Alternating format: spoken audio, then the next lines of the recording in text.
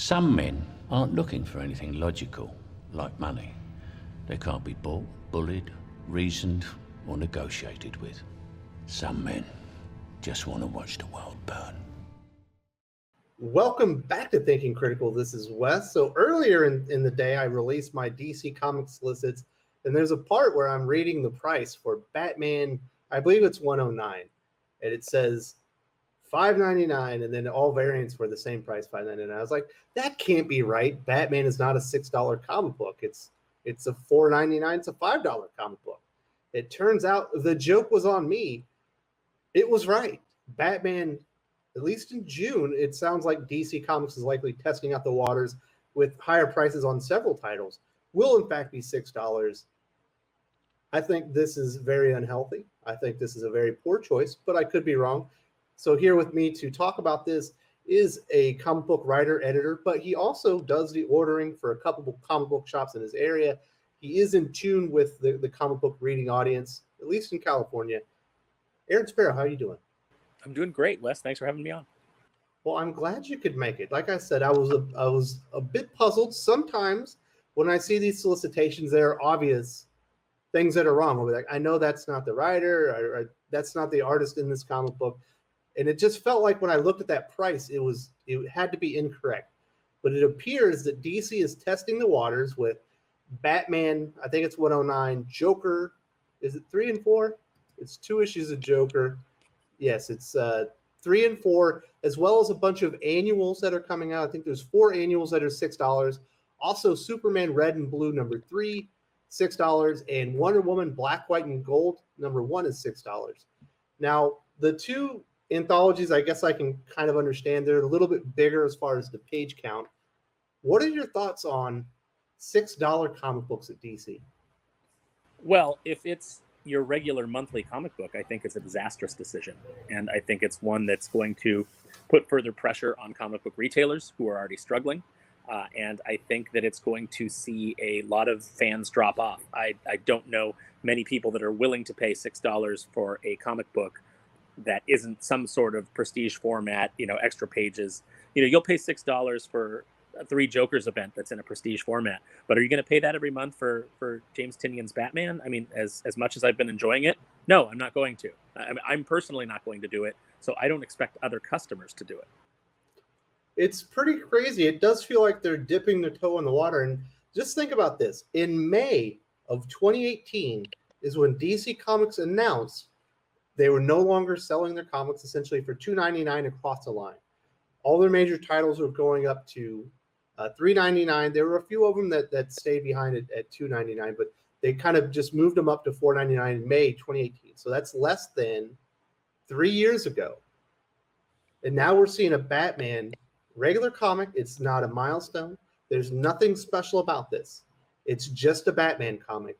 We're seeing 100% inflation for Batman in less than 3 years. Absolute insanity, at least for this issue.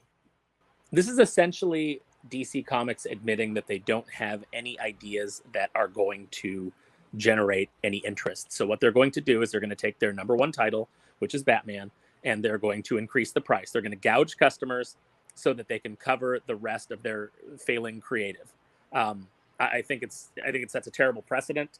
I think that it's perhaps the beginning of the end the beginning of the end is probably when comics were bought out by corporate entities anyway, and basically became subsidiaries of these large corporations. That was probably the end of the comic book industry. That's probably where it began. But because you just have to keep pushing for higher and higher and higher profits every year without any kind of sustainable plan. And it almost feels like, I'm sorry to interrupt you here, that DC Comics at this point is admitting they have no plan or no opportunities to grow their current audience. And the only way to be more profitable or to bring in more revenue is to fleece the customers that they have, because they will never, ever grow their comic buying audience. That's the way I read it. No, I think that's exactly right. And that's what I was building to. Thank you for cutting directly to the chase. That is exactly what they're admitting. The sad thing is that you can see them making decisions that are going to hurt their business. For example, there's no way that my shop is going to buy any more copies of Superman Red and Blue We didn't move any. We didn't have any pull customers for it. So the shelf copies are still there, even with a beautiful Gary Frank cover, because word got out. The customers are savvy. Word got out that this was basically a book that is portraying Superman as a racist, and whether or not that's true, I haven't read the book myself, but that's the perception that is out there. So I've already had people turning their nose up at it who are just tired of this. And so it seems like DC is doubling down on the things that crippled Marvel, moving into the all new, all different Marvel. They're kind of banking on these identity politics and these writers that's all that they can do is turn out identity politics stories, which nobody, in the existing market is interested in apparently.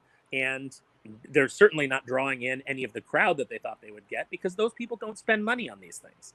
So they're making decisions. Well, in order for them, line, and then they're going to fleece the rest of the customers to make up for it. In order for those new groups to spend money on comic books, you have to go and acquire those customers. You don't acquire customers through headlines on Variety or The Hollywood Reporter, or even Entertainment Weekly. You go and acquire customers by spending money, marketing, and targeting the audience.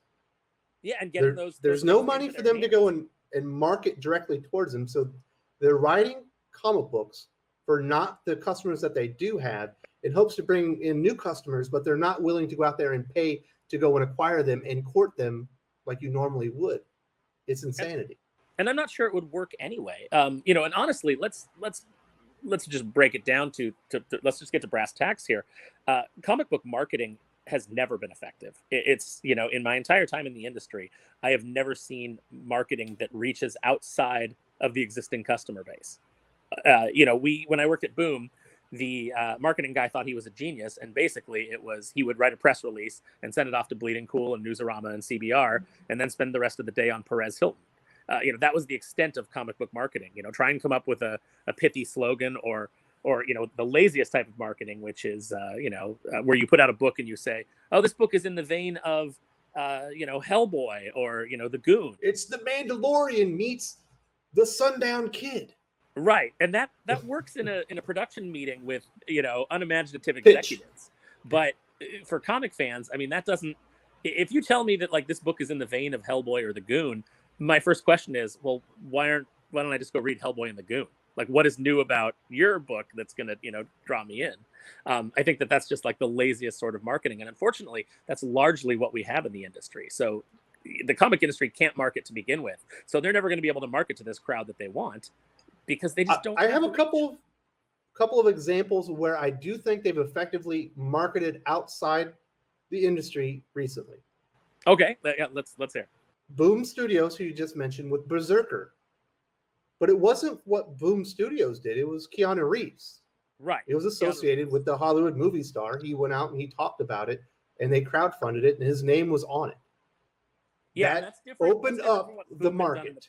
Yeah, Boom had done that in the past with, Samuel Jackson doing a book called Cold Space and things like that. But this was the first time you ever really had the celebrity reach out to their base and kind of get it going. So that was successful. But again, that's not comic book marketing. That's, like you said, that's Keanu Reeves marketing.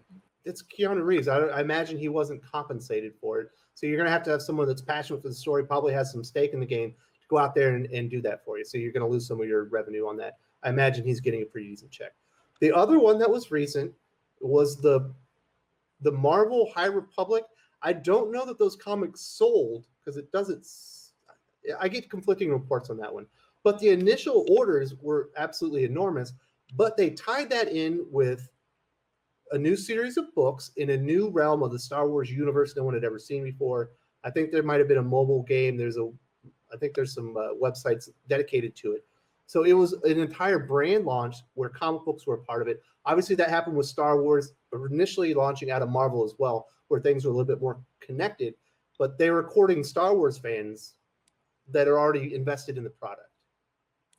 Yeah, the thing with that is, much like the first issue of Star Wars, and the numbers are already coming back for High Republic, and they're not sustainable anywhere near the level that the first issue sold. We did get a couple of customers who don't even read their comics, who ended up putting it on their pull list. Like, I've asked them, like, what do you think of the story? And they're like, oh, I don't read them. I just collect them. So we did, High Republic was successful for us in getting a couple of those customers, which, hey, a sale is a sale. But unfortunately, it wasn't Marvel people... Comics that drew them in. Right. It's not like Marvel went out there and was like, "Oh, we had a really savvy plan." They were lucky enough that their product was included in something much bigger. Yeah, they rode the wave of a publishing initiative from, yes.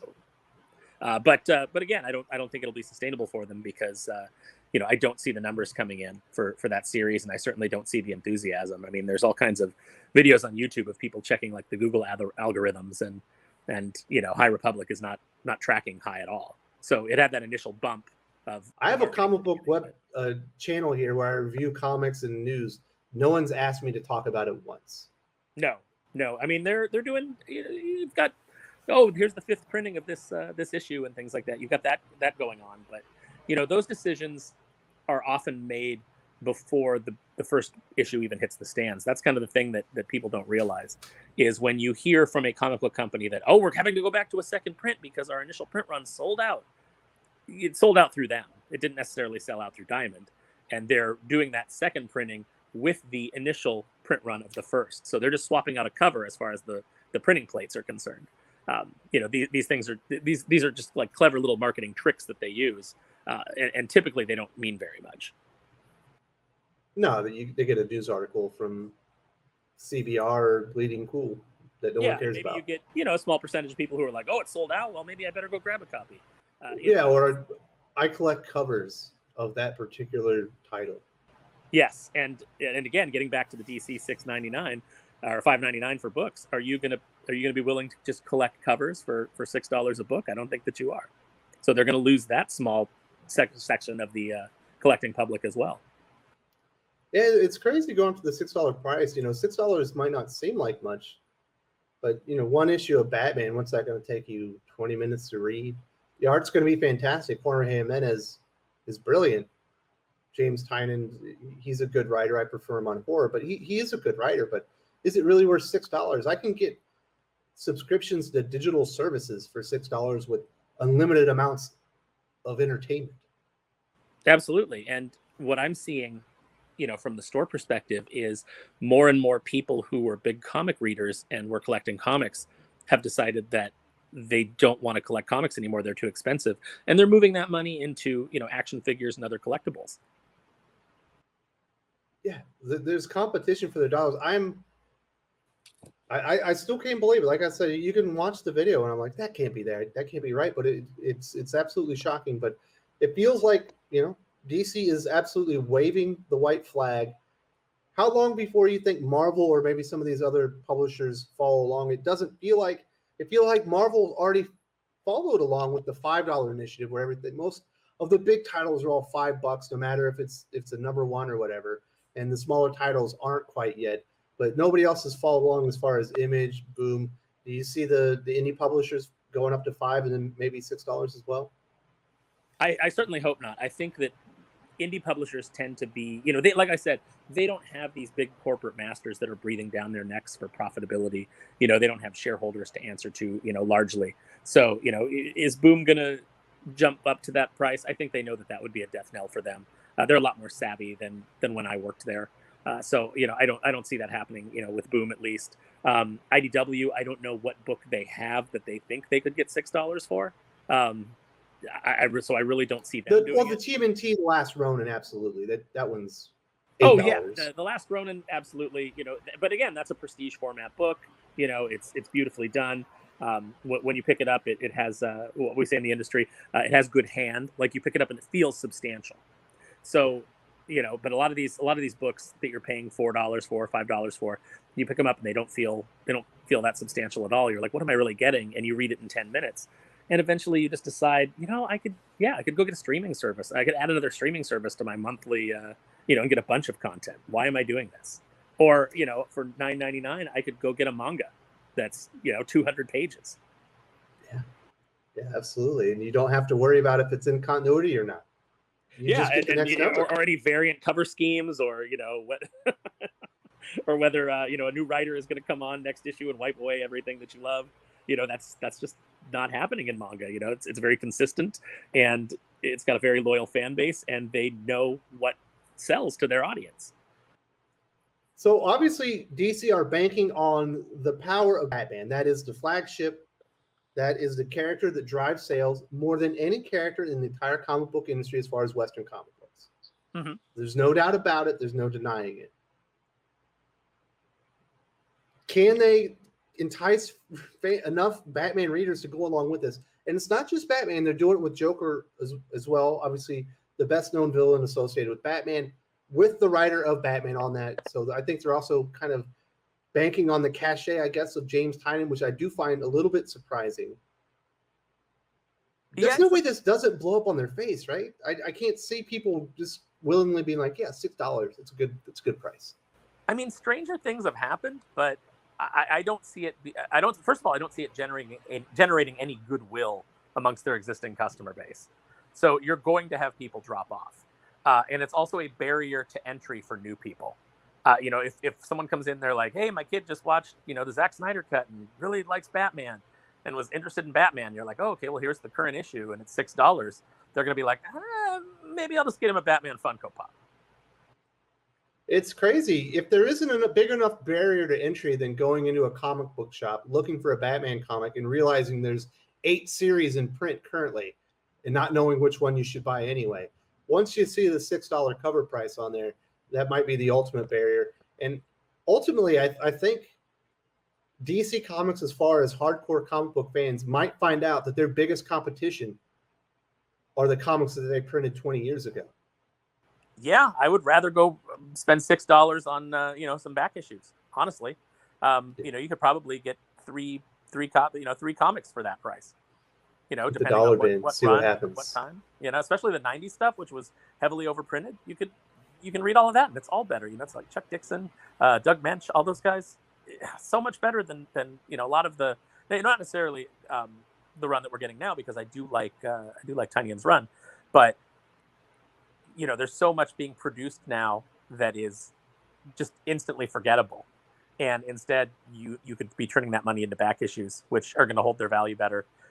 They are going to be more interesting, gorgeous art, just the standards were higher. So I do see a lot of customers moving that way. And I know that you've had some comic book retailers on, and they're saying that, yeah, back issues continue to climb because people are just, that love comics are now just going back and filling in their runs and finding, runs that they never collected before because they're just so much more exciting to them. So Aaron, you do the ordering for a couple of shops. You've already had to adjust your ordering recently because of the pandemic and whatnot. Let's say DC decides like just 3 or 4 titles go up to $6. That affects the business, right? You'll further have to readjust. Yeah, it absolutely does. It means that I'm going to cut lesser titles. I'm going to take less risks on titles that aren't Batman. And I'm going to cut my shelf copies of Batman because I know I'm not going to be able to move as many at that price. The other problem is that since DC moved away from Diamond, retailers used to get a 50% discount. Under Lunar, they only get a 35% discount. And then they pay off cover price. Right, off cover price. And then they pay the shipping on that. So it's much higher risk in buying the comic. Much higher risk, and you can't offer as nice of a discount to the customer, to the bulk customer as you used to be able to. So with things moving higher in price, it's going to have a cascading effect down the line. Absolute insanity, Aaron. Is there anything else you want to say before we wrap this up? I'm still shocked, honestly, and I didn't think I could be shocked by the industry anymore. I think that this is. I hate to be negative because I care about this medium so much, and I just hate to see these decisions being made that are just nobody has any innovative ideas about how to get comics into the hands of new readers. And even if they did, those new readers can't afford them. They're just pricing people out. It's unbelievable. It's like, are you trying to create a niche product? Are you trying to become vinyl? Is that what you're doing? Comic book stores are just going to be like record shops where they're a curiosity and people go in to buy a limited edition thing, but it's a very small. We're already a niche market, and now we're gonna try and whittle that down to almost nothing. I think it's disastrous. I don't know what kind of financial pressure DC is under, but I think this is a terrible decision. I think a better decision would have been going to cheaper paper and making the comic books cheaper and trying to get them back out into the hands of kids. so that you draw in new readers. But what do I know? It's crazy. Comic book characters and stories have never been more popular, more known to mainstream audiences than they are at this moment in this time. And DC Comics and Marvel and the industry are pricing themselves out of competition. It's insane. Thank you so much, Aaron. I really appreciate it. All right, man. Have a great day, Wes.